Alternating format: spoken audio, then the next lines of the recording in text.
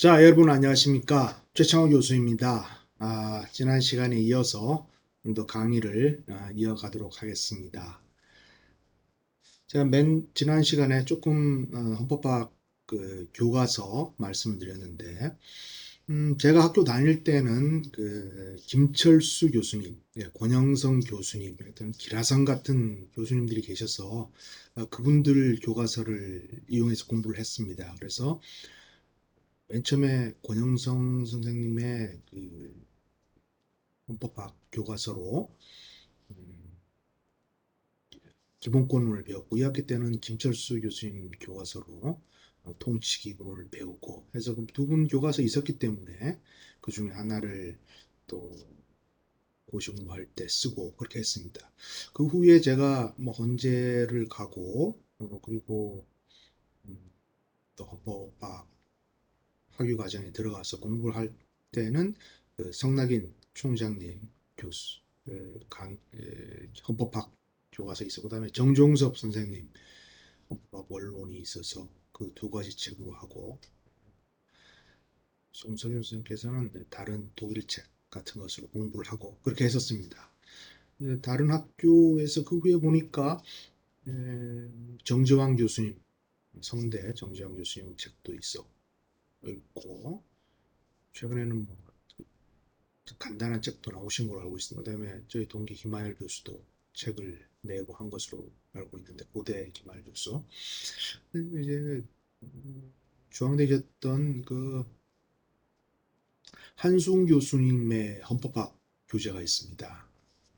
한승 교수님의 책이 독일에서 변호사 자격을 갖고 계신 분이기 때문에 한승 교수님 책이 한승 교수님 책 기본권에 의해서 이렇게 다 있는데 그 헌법학 한순 교수의 헌법학 교재는 그 헌재 결정문 수준에 아주 독일 이론도 많이 들어가 있고 굉장히 수준이 높은 저서입니다. 그래서 헌법학을 맨 처음 배우는 분들이 저 책으로 공부하면 접근이 쉽지 않을 정도로 상당히 수준 높은 우리나라 헌법학의 수준을 한 단계 높였다라고 할 수 있을 정도고 그래서 그 위에 뭐 기본권의 새로운 이해라고 해서 기본권의 새로운 이해라고 해서 기본권에 관한 교재만 또 새로 내셨습니다.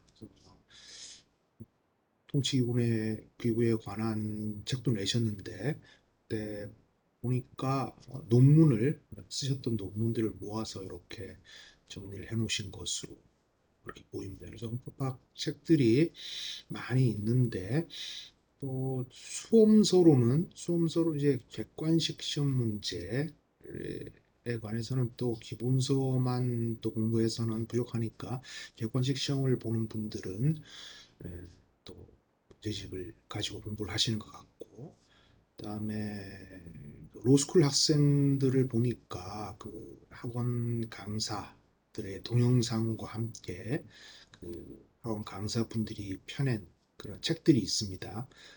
판례 헌재 결정을 묶어놓은 책들도 있고, 그다음에 기본 교과서로 만들어 놓은 것도 있고, 사법시험 서적으로 쓰이던 것을 나중에 내용을 더 보충해서 로스쿨생들까지 볼 수 있도록 만들어 놓은 것도 있고 해서 여러 가지 책이 있으니까 여러분께서 기본서를 하나 구하셔서 내용을 숙지하시는 것이 좋겠습니다.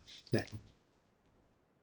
자, 지난 시간에 이어서 그 교재 99페이지까지 강의를 했는데 음, 고소의 제한, 고소의 제한이라는 그런 말씀 드렸죠.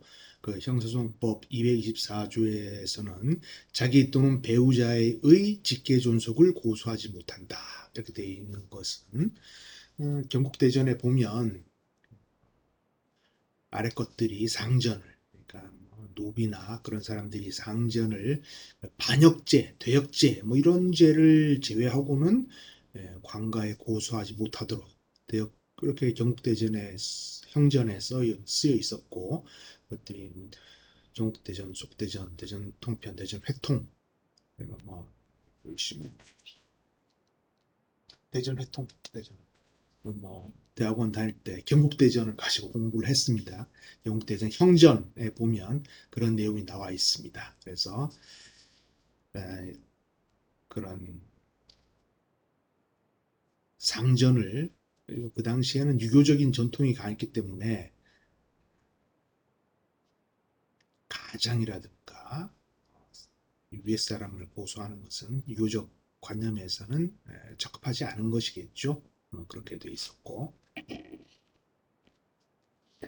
그다음에 일제에서 의용됐던 그 당시의 법을 보니까 부모와 조부모에 대해서는 고소를 하지 못한다고 돼 있었고 그 배우자에 관한 내용은 없었는데 현행법은 자기 또는 배우자의 직계 존속을 고소하지 못한다. 뭐 이런 게 규정되어 있습니다.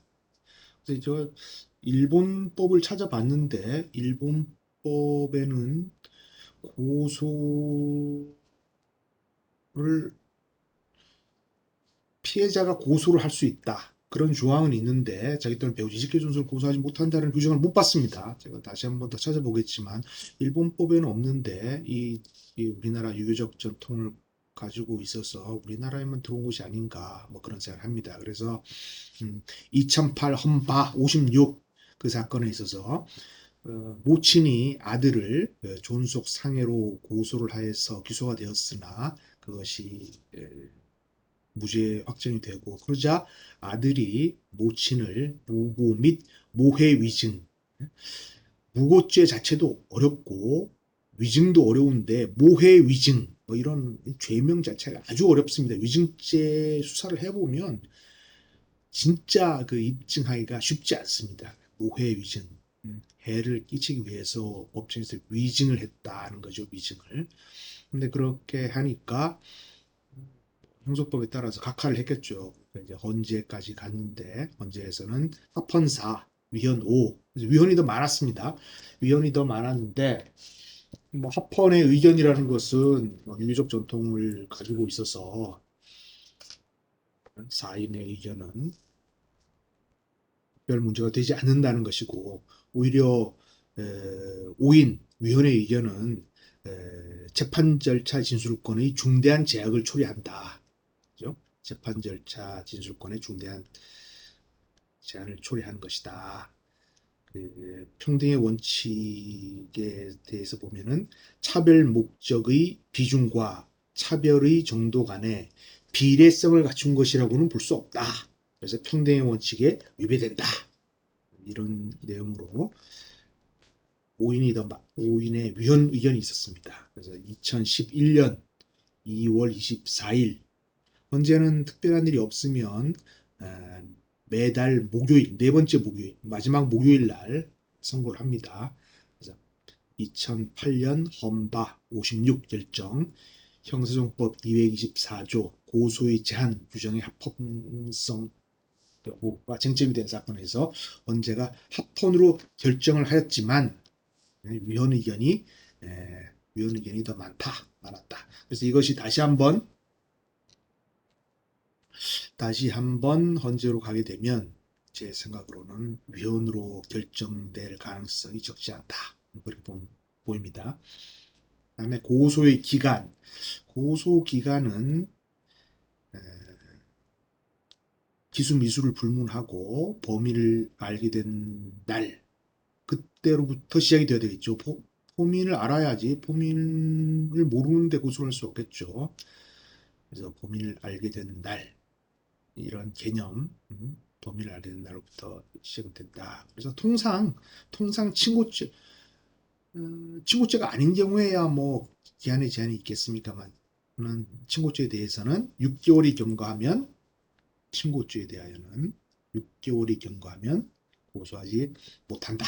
이렇게 규정되어 있고, 그다음에 성폭력법이라든가 이런 데서는 1년으로 규정되어 있거나 그렇게 특별법에는 규정되어 있습니다. 통상 고소를 하는 방식은 원칙적으로는 뭐 구술로 할 수도 구두로 할 수도 가능하다. 이렇게 법에는 되어 있는데 우리 볼까요? 237조 형사소송법 237조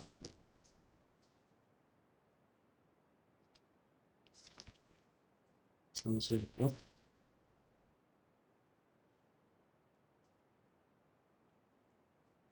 형사소송법 237조 고소고발의 방식. 고소 또는 고발은 서면 또는 구술로서 검사 또는 사법경찰관에게 하여야 한다라고 되어 있습니다. 통상적으로는 절차의 명확성, 확실성을 위해서 법률행위가 명확해야 되겠죠. 나중에 말한 것과 고소장 부두로 한 것이 정확하지 않다라고 하면 법적 문제가 생길 수 있으니까 확실하게 하기 위해서는 서면으로 합니다. 서면으로 하는데 참고인 조서를 받거나 하는 와중에 조절하다가 이 점에 대해서도 처벌해 주시기 바랍니다. 이렇게 하면 이제 그 조서로서 고소가 있었다고 보기는 하는데 실무상으로는 그렇다면 고소장을 하나 기재해 주십시오라고 해서 백지를 줘서 고소장 보건 고소인은 피고소인 누구의 뭐 이러이러한 행위에 대해서 고소합니다. 이름 그 다음에 날짜, 성명, 서명 날인 뭐 이렇게 해서 부인을 찍는다든가 해서 진술을 줘도 뒤에 첨부하는 방식으로 형식적 확실성을 갖도록 합니다. 왜냐하면 조서가 공무원 수사기관 공무원들이 작성하는 공적인 문서인데 나중에 가서 또 다른 말을 할 가능성이 있으니까 형식적 확실성을 담보하기 위해서 서면으로 작성하는데 가끔 언론에 문제가 터지는 것을 보면 어떤 사람은 저는 말을 안 했는데 수사기관 종사자들이 타이프 쳐서 서명 날인하라고 해서 고소장을 제출했을 따름입니다. 이렇게 말을 하는 사람들도 있는 것을 봐서 수사를 하면서 고소장을 써주는 그런 수사기관 종사자도 있겠구나 하는 생각을 해봤습니다. 제가 실무에 있을 때는 고소 취소장은 이제 글씨 못 씁니다 라고 해서 그럼 고소 취소장 이렇게 쓰세요 라고 해서 고소 취소장 공건 고소인 아무개는 뭐 누구에 대한 고소를 취소합니다. 고소는 취하가 아니라 취소라고 했죠. 그 232조 고소 취소를 합니다라고 해서 처벌을 원하지 않으므로 고소를 취소합니다. 날짜 쓰고 서명 날인 무인 도장 보통 안 갖고 온 사람이 많으니까 그렇게 했는데 고소장을 수사기관 종사자가 대신 써줬다. 조금 특별한 경우가 아니면 이해하기 어려운 뭐 그런 방식이라고 할 것입니다. 그런데 이제 서면을 내야 되니까 서면을 내야 되는데 그래서 뭐 전화를 해서 고소를 했다. 요새는 전보 잘 안 치죠. 전보를 쳤다. 팩스로 고소장을 보냈다. 그러면 좀 원본을 보내주세요라고 하죠. 팩스라는 것은 뭐 제3자가 또 보낼 수도 있고 하니까 원본을 가지고 나와서 진술을 해주십시오라고 하는 것이고 신문고에 올리면 어떻게 되느냐?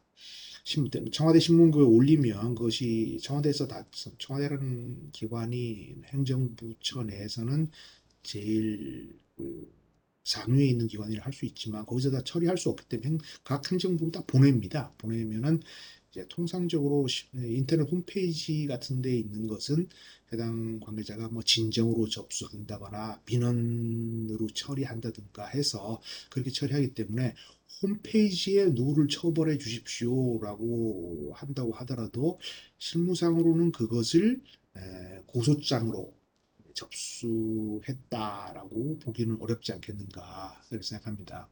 고소는 또 법률행위니까 대리로서 가능하고 가끔 논란이 되는 게 조건부 고소인데 어떤 분 교과서에 보면 조건부 고소도 허용해야 되는 게 아니냐 뭐 그런 말이 있습니다.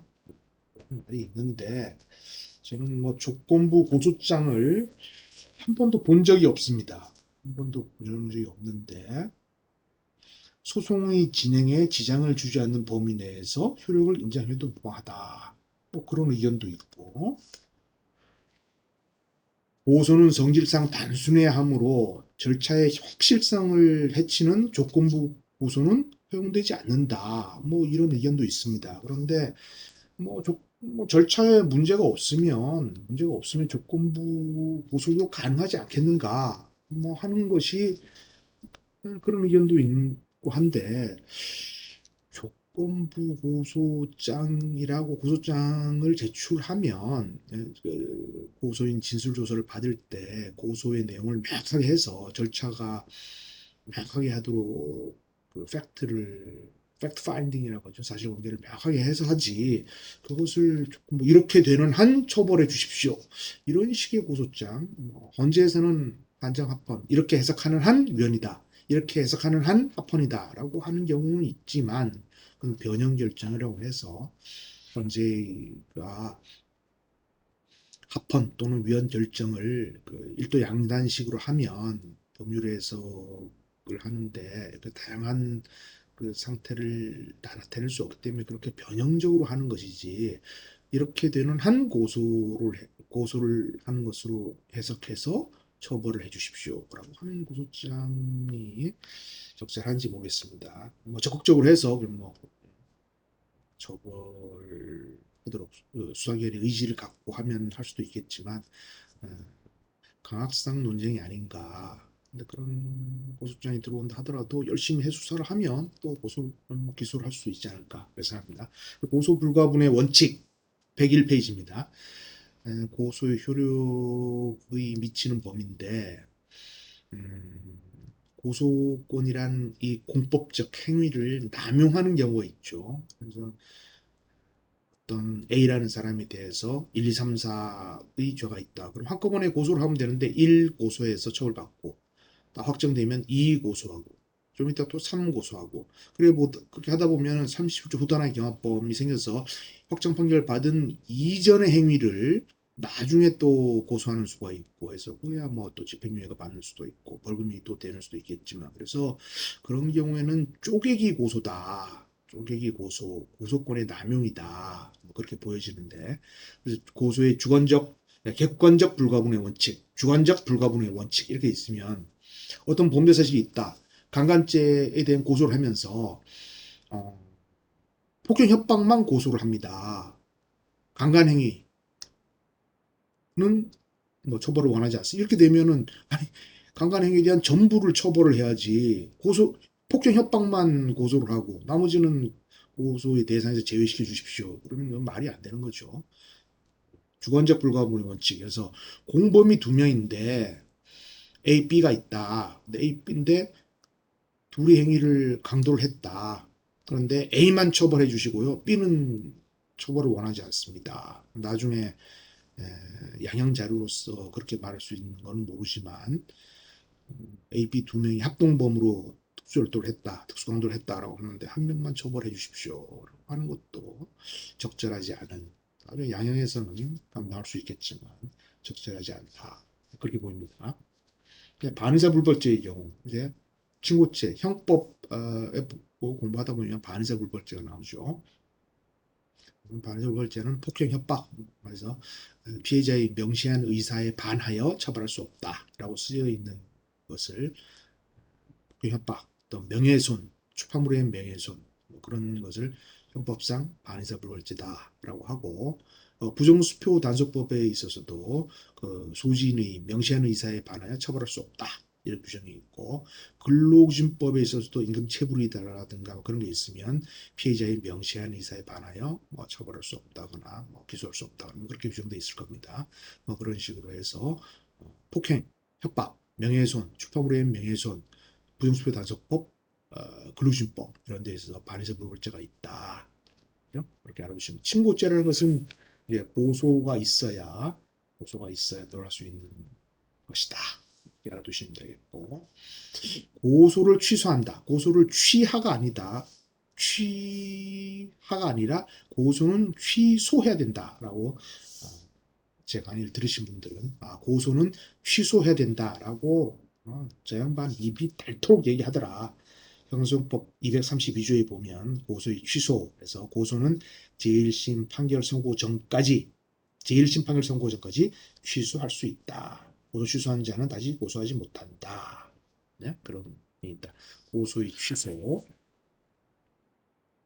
고소를 할 때 통상 서면으로 하니까 고소 취소도 서면으로 하죠.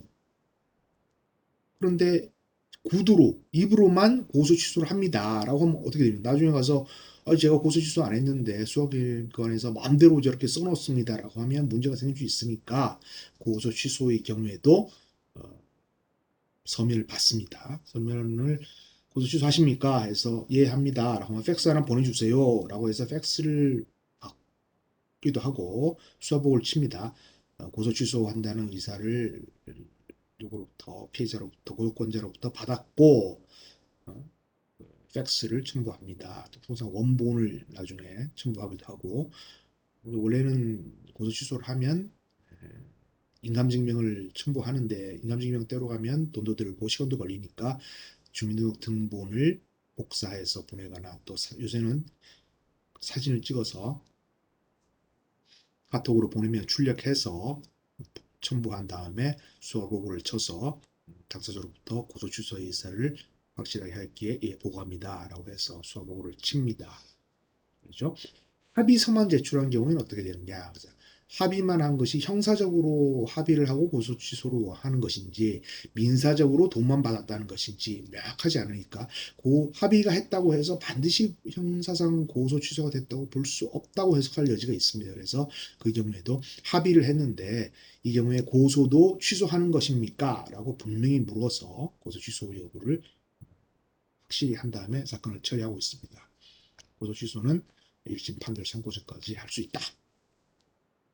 고소의 취소는 1심 판결 선고지 232조 제1항 이렇게 되어 있죠. 그러면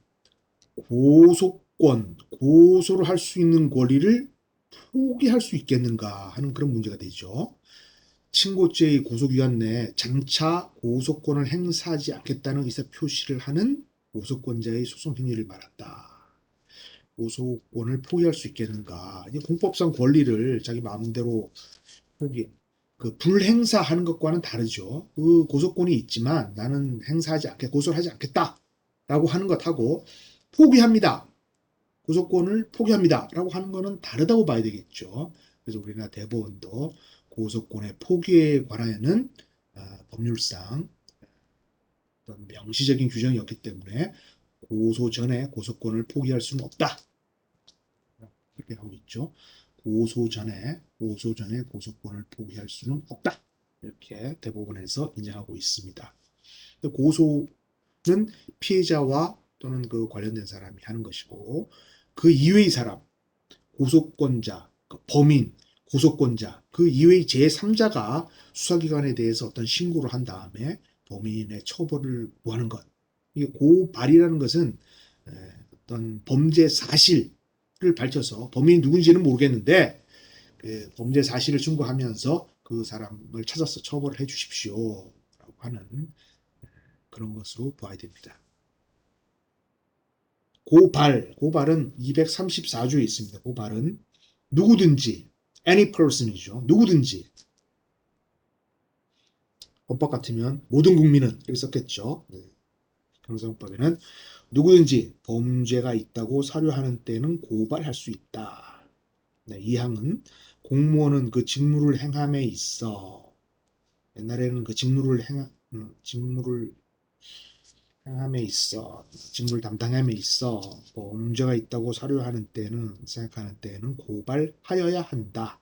공무원의 고발 의무를 이항에서 규정하고 누구든지 주체는 누구든지 범죄가 있다고 사료하는 때에는 고발할 수 있다. 이렇게 되어 있습니다. 최근 대통령 후보 중에 특정인이 고발 사주를 했다.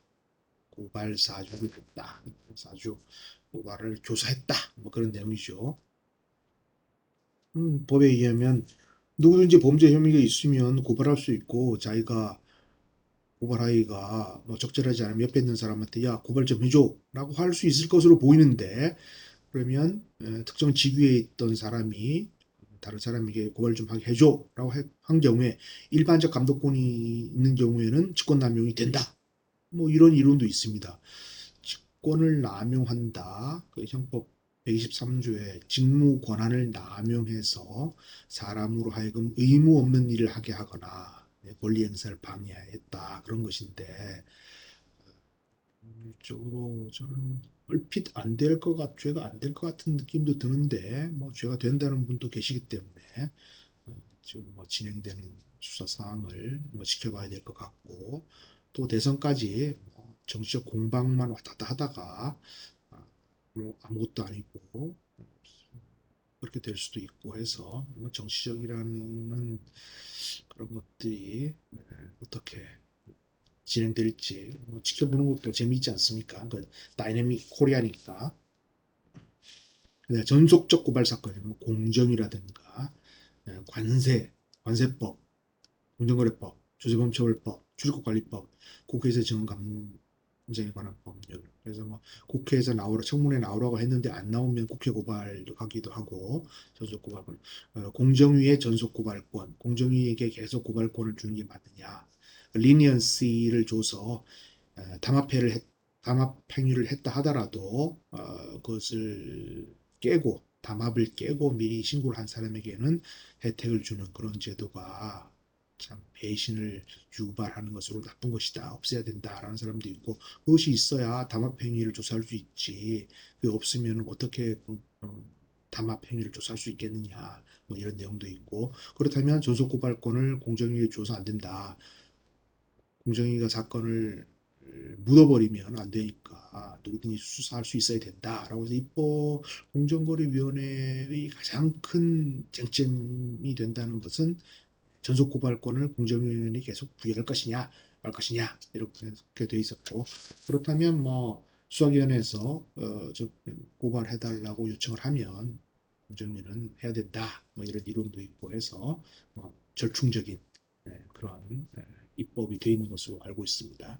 그다음에 수사에 뭐 인사라고 하는 것이 보도, 풍설, 진정, 임명신고 뭐 이런 것도 있고 수사기관에 종사하는 사람들이 식사를 하러 가거나 옛날에는 다방에 사건 브로커들이 많이 가는 다방에 법원검찰 앞에 많이 있는 다방에 가서 이렇게 차를 마시고 있으면 브로커들이 와서 뭐 이리저리 뭐 얘기를 많이 한다고 합니다.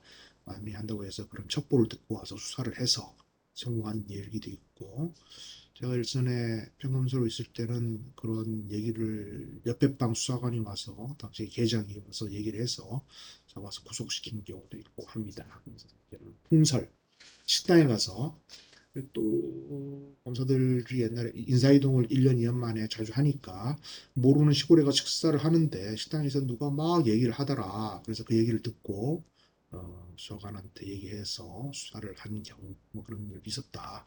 그런 얘기를 들었습니다. 자, 이제 113페이지 임의 수사 및 강제 수사에 대해서 설명드리도록 하겠습니다. 자, 수사에는 임의 수사가 있고 강제 수사가 있다. 뭐 그런 것이죠. 그 임의 수사라는 것은 그 수사를 받는 상대방, 그 사람의 동의 또는 승낙을 받고 하는 것이 임의 수사고, 그다음에 강제 수사라고 하는 것은 against one's will이라고 하지 않습니까? 상대방의 의사에 반하여 강제적으로 실시하는 수사를 말한다. 강제 수사의 개념이 강제 수사는 상대방의 의사에 반하는 거니까 반하니까 동의를 얻거나 강제 처분을 한다거나 기본권을 침해한다거나 적법 절차를 위배한다거나 뭐 이런 그래서 뭐 강제 수사라는 개념에 대해서 여러 가지 설이 나오는데 통상적으로 수사는 임의 수사가 원칙이다. 강제 처분은 국민의 기본권을 침해하는 행위니까 그런 것은 법률에 특별한 규정이 있어야 할 수 있다. 뭐 이렇게 알고 계시면 될 것이고 우리나라 198조가 되겠습니다. 형소법 198조 피의자에 대한 수사는 불구속 상태에서 함을 원칙으로 한다. 이렇게 되어 있는데 불구속 수사의 원칙을 이게 198조 제1항에서 규정했습니다. 그런데 이게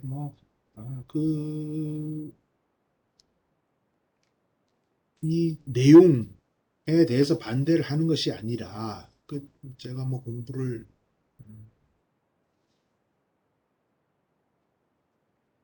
하다 보니까 불구속 수사라는 것을 이렇게 규정해 놓은 그 외국 문헌은 보지를 못했어요. 불구속 재판, 그죠? 영장, 워런트리스 어레스트, 영장 없는 구속이 미국에서는 오히려 영장 없이 하는 게 원칙인 것처럼 돼 있고, 영장 없는 구속을 하면 머지스트레이트, 치안판사로 데리고 가서 상당한 이유, 프로버블 코즈가 있느냐, 없느냐, PC가 있느냐, 컴퓨터가 아니라 probable cause, 상당한 이유가 있느냐에 따라서 그것을 보석을 해주거나 말거나 베일을 시키죠. 그래서 그 보석제도, 사실은 그 보석제도가 활성화돼야지 보석 재판의 원칙이 되는데, 우리나라는 불구속 상태에서 수사를 함을 원칙으로 한다 이렇게 규정해 놨기 때문에 좋게 보면 아주 기본적인 인권을 보장하기 위한 좋은 의미인데, 나쁘게 보면 피해를 당한 사람 입장에서 보면 아니 빨리 구속돼가지고 또 채무도 변제하고 사과도 해야 되는데 잘못을 해놓고도 뻔뻔스럽게 천지를 돌아다닌다. 이게 뭐 이런 법이 다 있느냐 하는 그런 불만 또한 없지 않습니다. 최근에는 구속 자체가 잘 되지 않으니까 구속 전 피의자 신문 조서 구속 전 피의자 신문이라는 제도가 95년 6년에 도입되고, 그래서 이제 형사사법의 주도권이 판사에게로 거의 넘어갔는데, 점점 법원에서 불구속 수사의 원칙을 한다, 불구속 재판을 한다 이렇게 되니까 구속 자체가 잘 되지 않습니다. 그래서 부인을 하고 있다. 피의자가 부인을 하면 방어권 보장을 위해서 불구속 수사를 함이 상당하다라고 해서 영장을 기각시킵니다. 그다음에 자백을 하면 도주 우려가 없다. 이렇게 해서 영장을 기각시켜서 이제 화이트 칼라 범죄는 거의 구속이 돼 특별한 경우가 아니면 구속이 사안에 중하지 않느냐, 사안의 중대성에 비춰서 구속돼야 된다라고 하더라도 잘 이용되지 않고, 최근의 경향은 보면 주거가 없는 노숙자라든가 참 오갈 데 없는 사람들, 그런 사람들이 도주우려가 있다라고 해서 구속이 되는, 그래서 수감된 사람들 보면 옷에서 좀 냄새도 많이 나고 입 열면 구취도 많이 나고 그런 사람이 꽤 있습니다. 그래서 이게 경제범죄를 저지르고서는 구속되기가 어려운 상태가 되지 않았는가 하는 그런 생각을 자주 하게 됩니다. 강제수사 법정주의라고 해서 신체, 재산, 프라이버시에 대한 침해가 있는 경우에 부득이하게 최소한으로 구속을 시켜서 수사를 해라. 그렇게 얘기를 하고 있으니까 구속 자체가 요새 잘 되고 있지 않다. 제가 평검사 할 때는 5% 구속이 됐는데 지금은 1%도 아마 안 될 겁니다. 사건 중에 구속되는 경우가. 그래서 얼마 전까지는 뭐 15들한테 구속사건을 배당하려고 해도 구속사건이 없어서 구속사건이 간단한 구속사건이 없어서 배당을 못하는 그런 일이 있었습니다. 임의 수사를 함에 있어서 문제가 되는 거는 그 임의동행입니다. 옛날에 장장 두세 명이 와서 좀 갑시다. 가서 얘기합시다. 그래서 못 가겠습니다. 밀고 당기고 하다가 공무집행 방해, 공직방으로 기소가 되기도 하고, 법원에서는 임의동행 자체가 불로이기 때문에 밀치고 한 경우에는 공직방이 되지 않는다라는 이유로 무죄 판결을 많이 선고했습니다. 그래서 저 초임 때 그때 보면 공직방 무죄가 굉장히 많았던 그런 기억이 납니다. 그러면 임의동행에 있어서의 임의성은 어떻게 판단할 것이냐? 115페이지입니다. 동행 시간, 장소, 동행의 방법, 동행하자고 할 때 뭐 가기 싫으면 안 가도 됩니다. 라고 하지만은 그렇게 하더라도 안 갈 수가 있나요? 안 가도 되는데 가시는 게 좋지 않겠습니까? 라고 하면 참 어렵죠, 판단하기가. 동행 이후의 조사 방법, 퇴거 의사의 유무, 이런 사항들을 종합해서, 대법원은 항상 그렇습니다. 모든 정황을 종합해서 판단한다. 종합해서 객관적 상황을 기준으로 판단한다. 되겠죠. 그래서 피의자가 자발적인 의사에 의해서 간 경우에만 적법성이 인정된다. 뭐 이렇게 법원에서는 판단을 하고 있는데, 실제로 동의를 했다, 임의성이 있다 라고 하는 판단이라는 것이 사람의 내면에 들어가서 판단을 해야 되는 것이니까 쉽지 않다. 강제로 끌고 왔다 그러면 긴급체포라고 봐야 되겠죠. 긴급체포로 봐서 48시간 이에 석방을 시켜주고 이렇게 해야 될 겁니다. 그러면 승낙으로 인한 압수수색은 어떠냐? 압수수색을 승낙을 하면 남의 집을 수색할 수 있는 것이냐? 아니, 뭐 당연하죠. 218조를 한번 봐. 218조를 보면 영장에 의하지 아니한 압수, 검사, 사경은 피의자, 기타인의 유류한 물건이나 잃어버린 물건이나 그런 거죠. 소유자, 소지자, 보관자가 임의로 제출한 물건을 영장 없이 압수할 수 있다. 원래 물건의 점유를 이렇게 딱 가져오는 거, 취거하는 거 이런 것은 이제 영장에 의해서 해야 되는데 동의를 하는 경우 뭐 가져가도 됩니다. 이미 제출하겠습니다. 라고 하는 경우에는 굳이 영장을 작성해서 검사를 거쳐서 판사가 발부한 영장을 할 필요가 없다.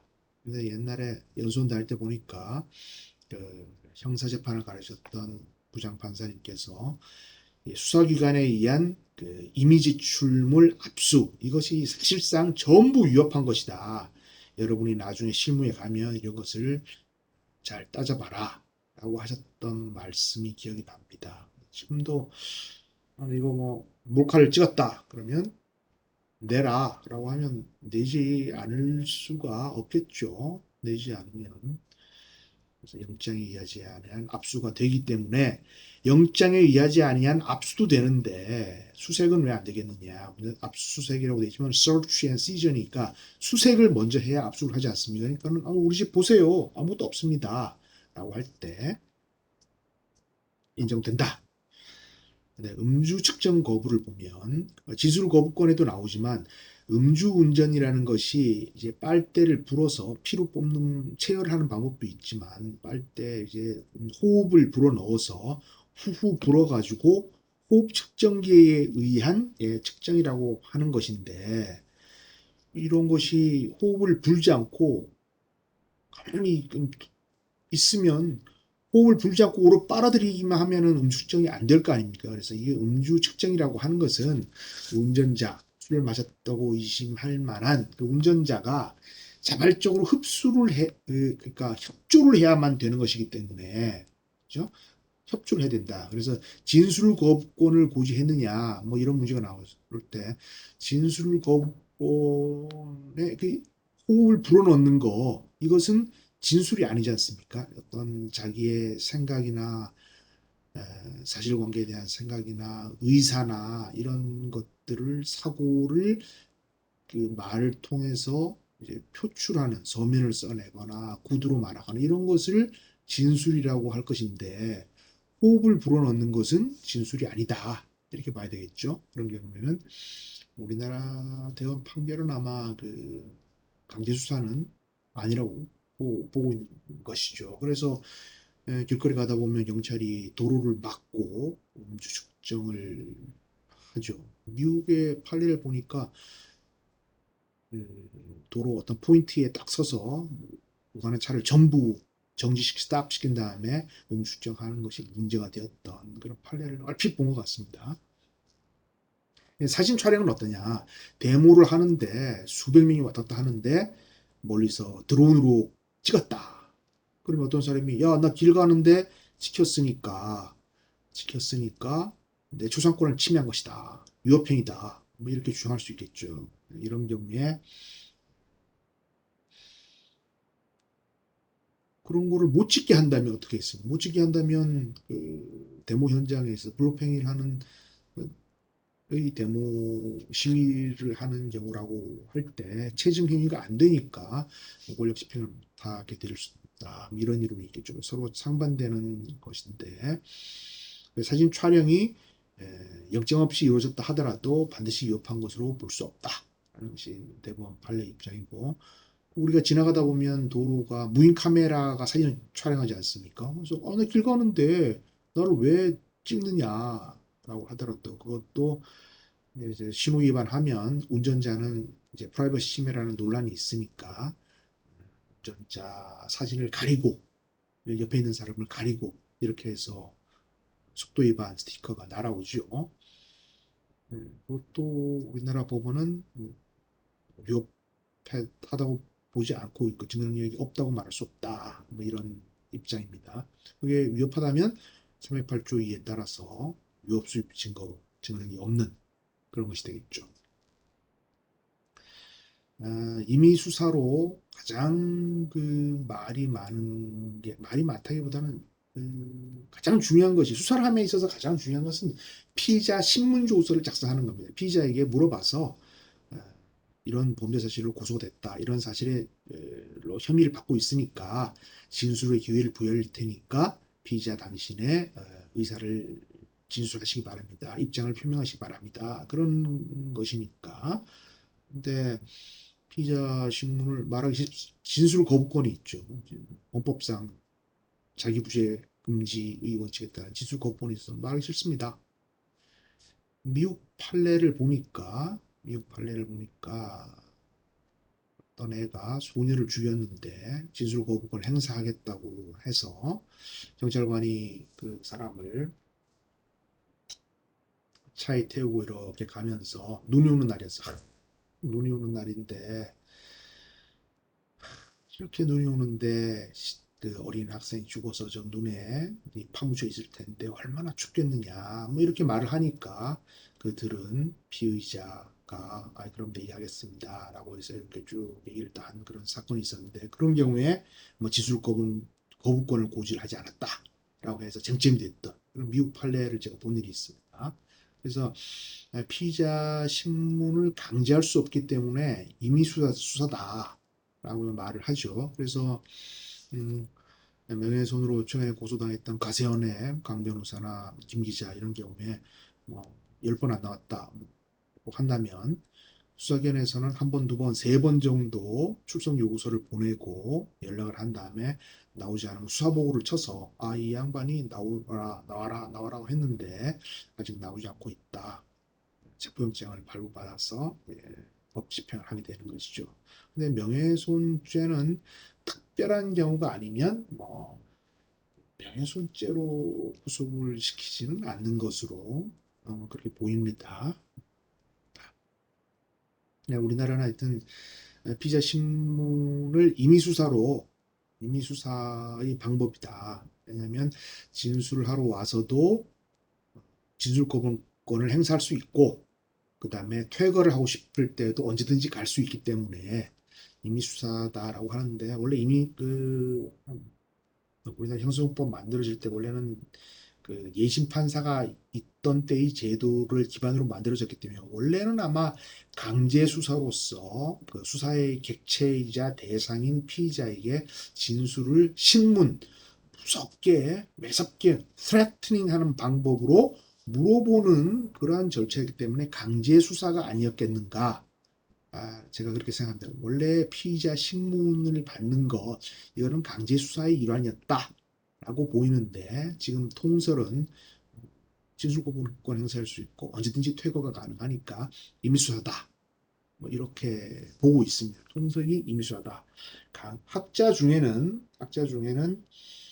피의자 신문을 강제 수사다라고 주장하는 그런 교과서를 쓴 분 중에는 아직 없는 것 같습니다. 그런데 제가 뭐 연역적으로 볼 때는 원래 피의자 신문은 강제 수사였는데 이렇게 인권 인식이 늘어나면서 임의 수사로 해석을 하는 게 아닌가 저는 그렇게 생각하고 있습니다. 그래서 그 자백은 증거의 왕이다라고 해서 고문을 통한 자백이 많이 있었지 않느냐. 그래서 피의자 신문을 할 것이 아니라 과학적 수사를 해야 된다. 이런 얘기를 합니다. 그런데 이게 말이 과학적 수사지, 사기 사건이라든가 이런 경우에 돈을 빌려줬다, 밀려줬다, 사기를 쳤다, 안 쳤다고 하는데 거기서 과학적 수사라고 할 만한 게 별로 없습니다. 이제 계좌 추적하는 것밖에 없는데 돈을 받은 사실이 있지요? 라고 하면 안 받았습니다. 빌리지 않았습니다. 라고 하다가 계좌 추적을 해서 돈이 흘러간 것이 나오면 이거 계좌 추적으로 들어간 게 있는데 왜 안 받았다고 합니까? 아, 그거는 빌리거나 뭐 교부받은 게 아니라 옛날에 제가 빌려줬던 돈, 다른 돈 받은 겁니다. 성격이 다릅니다. 그거 빌린 거 아닙니다. 이렇게 말을 해버리면 이게 과학적 수사라고 해서 압수수색영장을 받아서 계좌 추적을 했는데 사람의 말이 없이는 과학적 그 수사의 단편적 편린들이 진술로서 엮이지 않으면은 그림이 그려지지가 않습니다. 그래서 아무리 과학적 수사 방법으로서 해결할 수 있는 사건이 있기는 하지만 사람의 진술이 없으면 범죄 입증이 극히 어렵다.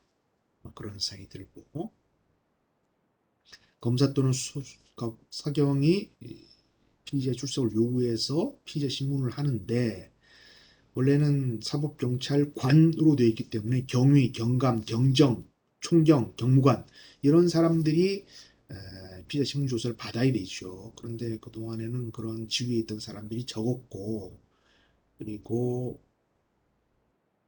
경찰의 구조가 하위직이 많고 경찰관은 급속히 줄어드는 그런 구조를 가지고 있으니까 사법경찰리가 사법경찰관 사무 취급 그죠? 이런 제도를 만들어 사법경찰관 사무 취급이다 라고 해서 피신을 받아왔는데 이제 수사권 조정이 되고 경찰이 제1차적 수사 종결권을 가지게 되고 수사 주체로서의 자세를 갖추게 되면 사법경찰관 사무 취급이 피신을 작성하는 것이 언젠가는 법률적으로 또는 헌법적으로 쟁점이 돼서 아 이제 사경 중에 사법경찰리가 작성한 것은 효력이 없다. 뭐 이런 법원이나 헌재 결정이 나올 수도 있겠다. 뭐 그런 생각이 듭니다. 조사받으러 나오라 할 때는 옛날에는 그 출석 요구서를 우편으로 보냈습니다. 우편으로 보냈는데 그다음에는 팩스 있습니까? 라고 해서 팩스로 보내기도 하고 핸드폰 나오면서 이제 문자로 보내기도 하고 뭐 그렇게 했는데 여러 가지 방법이 있어. 옆에 사람한테 언제 좀 나오게 해주세요. 이렇게 인편으로 말을 잘하기도 했는데 되면은 전화기만 했지 그 사람이 나온다는 말을 안 했기 때문에 나올지 않는 몇 월 며칠 날 나오도록 전해주세요. 전화를 하도록 해주세요라고 했는데 연락이 안 오면 그 시간에 비워놔야 되지 않습니까? 비워놔야 되는데 안 나오면 사건 처리하는데 어렵죠. 있습니다. 재판 절차 진술 거부권 이 뒤에 나오는데 진술 거부권에 대해서 변호인의 조력을 받을 권리, 진술 거부권 이런 데 대해서는 헌재 결정이 많이 나와 있습니다. 그 부분에 대해서 상세하게 설명하도록 하고 피의자 신문 받으러 나왔는데 조사를 꼭 받아야 되느냐?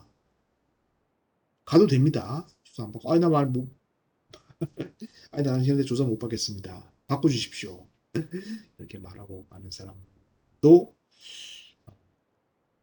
명 있었던 것 같습니다. 못 받겠습니다. 다투는 사람도 있고 수사관하고 다투기도 하고 검사한테 와서 싸우고 화내고 가기도 하고 그런 사람이 있었습니다. 이제 피의자 신문을 받을 때 변호인의 조력을 받을 권리가 헌법상 규정되어 있으니까 네, 변호인이 조력을 하게 되죠. 변호인의 조력을 받는다. 그래서 처음 조사를 받는 그런 사람의 경우에는 무섭지 않습니다. 어떤 분한테 얘기를 들으니까 구체적인 내용을 얘기해 주지 않고 수사기관에서 전화 와서 며칠 날 나오세요라고 하니까 태어나서부터 지금까지 잘못한 일이 쭉 머릿속에 떠올라서 몇 주일간 잠을 못 잤다. 뭐 이런 얘기를 들은 바도 있습니다.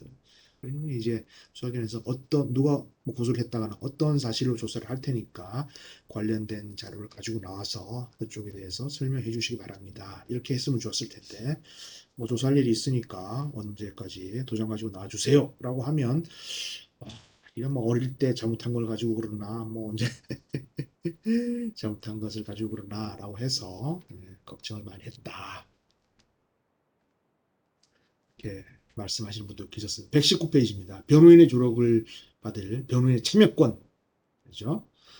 헌재는 우리 헌법은 변호인의 조력을 받을 권리가 불구속 피의자 피고인 모두에게 포괄적으로 인정되는지 여부에서는 명식으로 규율하고 있지는 않지만 구속 여부를 불문하고 피의자 또는 피고인이 조언과 상담을 통하여 이루어지는 변호인의 조력자로서의 역할은 변호인 선임권과 마찬가지로 변호인의 조력을 받을 내용 중 가장 핵심적인 것이고 변호인과 상담하고 조언을 구할 권리는 변호인의 조력을 받을 권리의 내용 중 구체적인 입법 형성에 필요한 다른 절차적 권리의 필수적인 전제 요건으로서 변호인의 조력을 받을 그 자체에서 막바로 곧바로 독출되는 것이다. 제가 이 결정을 2000 헌마 138 사건인데 그 자체에서 도출되는 것이다. 이렇게 쓰면 되지. 헌재 결정문에 막바로 도출되는 것이다. 라고 써서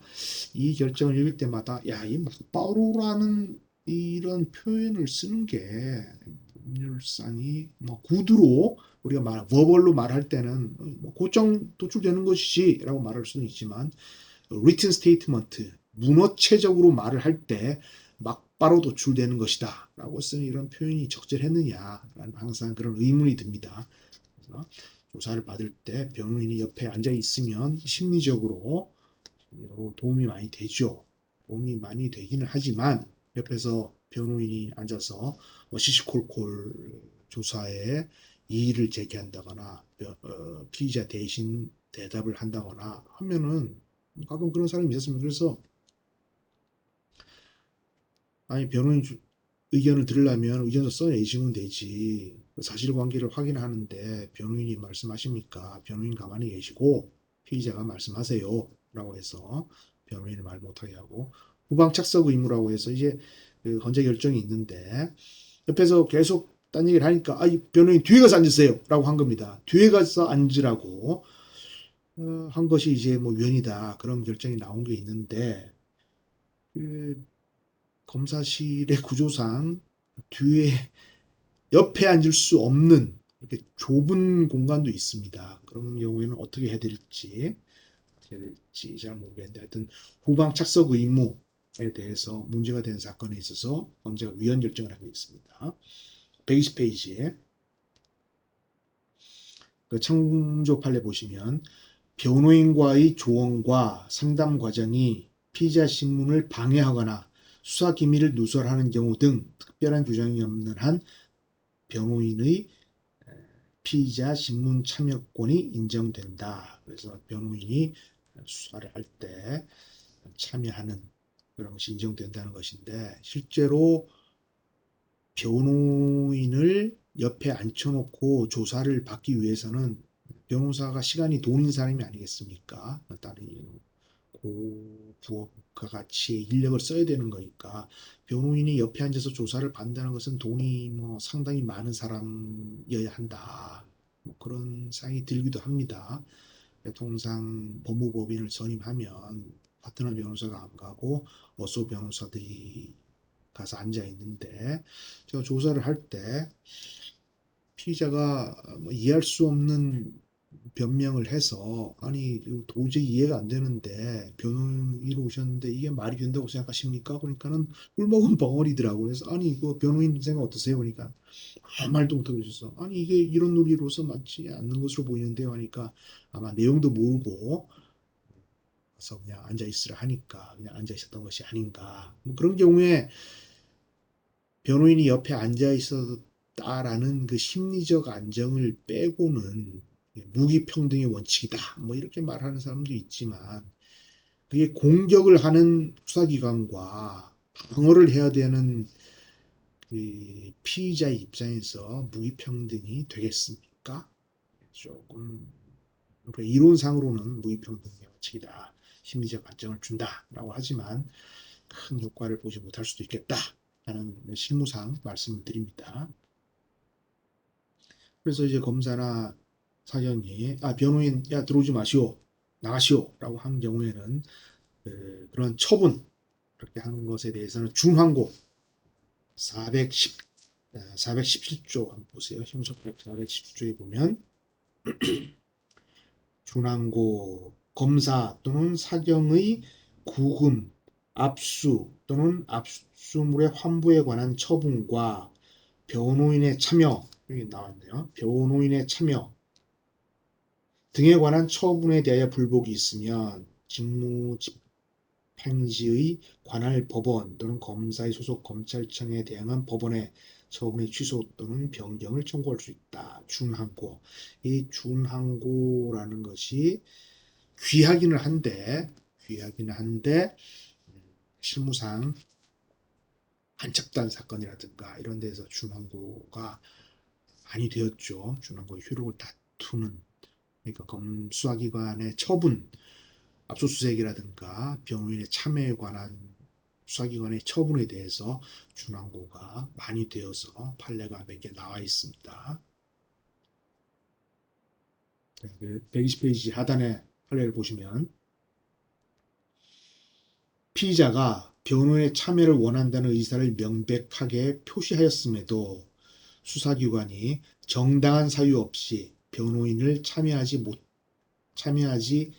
참여하게 하지 아니한 채 피의자를 신문하여 작성한 피시는 형소법 3.2조에 의한 적법한 절차와 방식에 위반된 증거일 뿐만 아니라 형소법 308조 2 위수증이죠. 위수증에서 정한 적법한 절차에 따르지 아니하고 수집한 증거에 해당하므로 이를 증거로 할 수 없다. 적법 절차가 자꾸 등장합니다. 적법 절차는 헌법 12조 1항, 12조 13항에 들어가 있는데 보안 처분을 넣을 때 적법 절차를 마터식으로 해서 적법 절차라는 규정이 들어간 것이고 그런 적법 절차에 대해서 형식적 적법 절차, 실체적 적법 절차 뭐 이런 말을 쓰는 사람도 있는데 듀 프로세스의 substantial 실체적 적법 절차라는 것은 이게 뭐 그린 파스텔조의 빨간 색깔과 같이 그 용어 자체에서 컨트러딕션이다. 용어에 있어서의 모순이다. 존 하트 일리라는 그런 사람이 언급한 바가 있다. 그죠? 빨간 색조를 띤 그린색이다. 이 문서는 뭐 모순되는 거죠. 파란색, 녹색을 띤 파스텔조의 빨간색이다. 그럼 이게 뭐 이 색깔인지 저 색깔인지 짬뽕인지 알 수 없는 실체적 적법 절차라는 말이 어떻게 보면 말도 안 되는 소리죠. 그러니까 contradiction in term 용어에 있어서의 모순을 띈다. 그렇게 일리라는 사람이 말한 바 있고 일리가 쓴 그 Democracy and Distrust 민주주의와 불신이라는 책을 서울대 전원열 교수가 법원의 위헌 심판권에 대해서 이렇게 그런 제목을 보고 법원과 법의 위헌 심판 뭐 그런 제목으로 인해서 Democracy and Distrust 그 책을 일리 교수의 책을 번역한 게 있습니다. 헌법재판에 관심을 갖고 있는 분들은 한번 일독을 해보시는 것도 좋겠습니다. 그다음에 그 수사기관의 처분에 대해서는 준항고를 통해서 다툴 수 있다. 라는 말씀드렸고 허위진술죄 수사기관에 와서 진술 거부를 행사하거나 그죠? 진술을 하지 않거나 뭐 하는 그런 것을 빼고 완전히 허위의 주장을 하고 허위의 증거를 내고 하는 경우에는 방어권의 한도를 넘는 것이기 때문에 허위 진술죄를 도입을 해가지고 처벌해야 된다. 뭐 이런 논란이 있습니다. 그런데 그러면 허위인지 아닌지, 허위인지 아닌지 그런 것을 어떻게 판단할 것이냐 이런 또 문제가 되니까 위계에 의한 공직방어로 처벌해야 된다. 이런 논란이 있죠. 근데 수사기관이 확인 의무가 있기 때문에 수사기관이 그 사건 관계자의 진술을 확인해야 될 의무가 있기 때문에 위계에 의한 공직방어는 되지 않는다라는 것이 우리나라 법원의 입장이고 뭐 제도 수사를 하는 입장에서는 무슨 처벌할 허위 진술죄라든가 위계에 의한 공직방어이 돼야지 단순히 묵비하는 것과 달리 허위의 주장을 해서 속이는데 수사기관을 처벌해야 되지 않겠습니까? 라는 건 수사기관 입장이고 그렇습니다. 피의자 신문조서를 작성을 할 때 조서는 이제 우선 서면으로 써야 되겠죠. 네, 비디오 레코딩을 해서 우선 CD로 구워가지고 법원에 내기만 하는 그런 경우도 있겠지만 법원에서는 직접주의, 공판 중심주의, 직접주의의 원칙에 따라서 사건 관계자를 직접 판사의 면전에서 신문, 진술할 기회를 부여해서 재판을 하게 되니까 수사기관에서 만든 그 종이가 무슨 의미가 있겠느냐. 내용 부인하면 피신이 휴지가 돼. 내용을 부인하면 휴지가 되지. 흔들면 휴지라고 하죠. 수사기관에서 열심히 만들어 놓으니까 휴지다. 이제 검찰 피신도 내용 부인하면 휴지가 돼버리는데 뭐하러 피신 받느냐. 다른 증거로 입증해야 된다라고 하고 그래서 수사검사가 공판에 들어가야 된다. 그래야지 수사한 사람이 공판에 들어간 경우에는 거짓말 잘 못하겠죠. 사건을 잘 파악하고 있으니까. 그런데 공판검사는 공판 카드만 들고 있기 때문에 또 초임들이 돌아가면서 공판검사하는 경우가 많기 때문에 공판검사가 내용을 잘 모를 경우에는 죄를 받을 점점 이제 죄를 지은 사람들이 처벌받기가 어려워질 그럴 가능성도 없지 않아 보입니다. 그 스트리트 크라임이라고 해서 요새 CCTV가 많으니까 강도나 절도 이런 것은 CCTV에 찍히니까 많이 잡히지만 그 화이트 칼라 범죄, 재산 범죄 이런 것들은 자백하면 도주 우려 없다. 부인하면 방어권 보존의 필요가 있다라고 해서 이렇게 영장도 기각이 많이 되고 직권범죄 합수단도 남부에 있던 것이 없어졌다가 뭐 새로 생겼다 말하는데 역시 수사가 제대로 되지 않으면 피해를 입은 국민에 대한 기본권 보장이 제대로 되지 않을 수도 있다. 그런 내용입니다.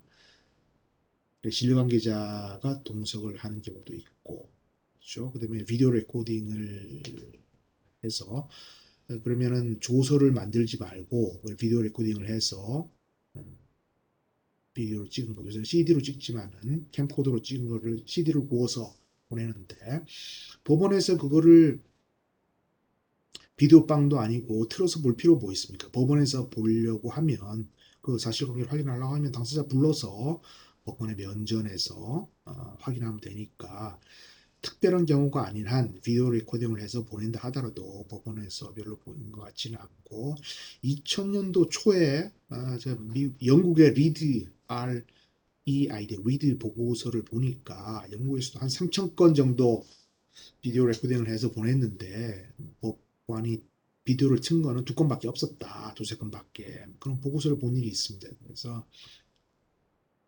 비디오 레코딩 할 때는 온 시간 쓰고 나간 시간 쓰고 휴식 시간 쓰고 해서 이렇게 그 중간에 무슨 일이 있었는지 하는 것을 다 기재하게 돼 있는데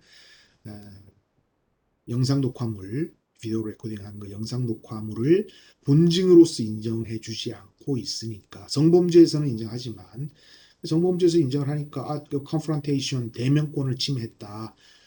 재판 절차 진술권 피해자의 재판 절차 진술권을 침해한 거 아니냐 대면권을 침해했다 뭐 이런 논란이 또 있고 그래서 이렇게 하나 저렇게 하나 여러 가지 문제가 있는데 검찰 피신의 증거 능력을 경찰 피신과 동일하게 만드는 그런 형사법 개정안이 됐고 하기 때문에 이제 처벌이 점점 어려워질 수도 있고 판사들의 업무 부담량이 늘어나기도 하고 판사를 10년 변호사 경력이 있는 사람을 5년으로 바꾸겠다는 법원조직법이 얼마 전에 내표 차인가로 국회에서 부결됐기 때문에 변호사로서 성공한 10년 돼서 잘 나가는 성공한 변호사가 박봉의 판사로 고생하는 자리로 갈 것인가 그런 점에 있어서 법원행정처에서 고민을 하고 있지 않은가 그런 생각이 들기도 하고 그러면 경력이 얕은 사람 판사를 뽑아서는 간단한 사건을 주고 경력이 많은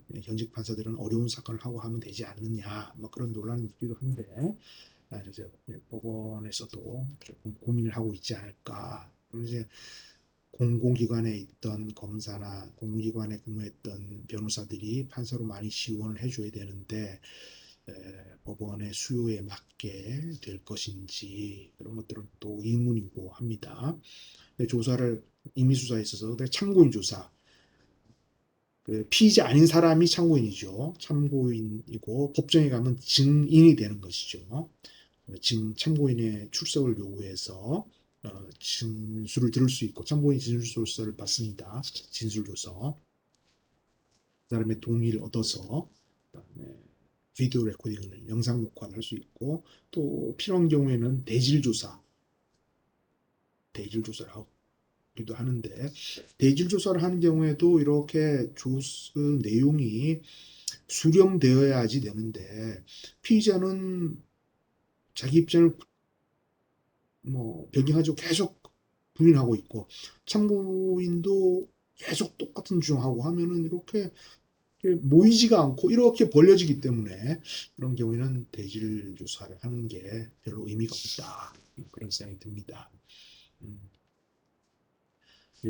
임의 수사가 됐고 오늘은 여기까지 하고 그다음에 진술 거부권 이제 드디어 헌법적 측면에서 문제가 많이 되는 문제가 나옵니다. 다음 시간부터 할 건데 진술 거부권, 변호인의 조력을 받을 권리 여기에 대해서는 헌법재판소에서 상당히 많은 결정을 내려놨습니다. 그래서 이제 헌법에 나오는 그런 내용들이 본격적으로 등장하게 되니까 다음 시간부터는 진술 거부권 대해서 강의를 하도록 하고 오늘은 이것으로 강의를 마치도록 하겠습니다. 경청해 주셔서 대단히 감사합니다. 안녕히 계십시오.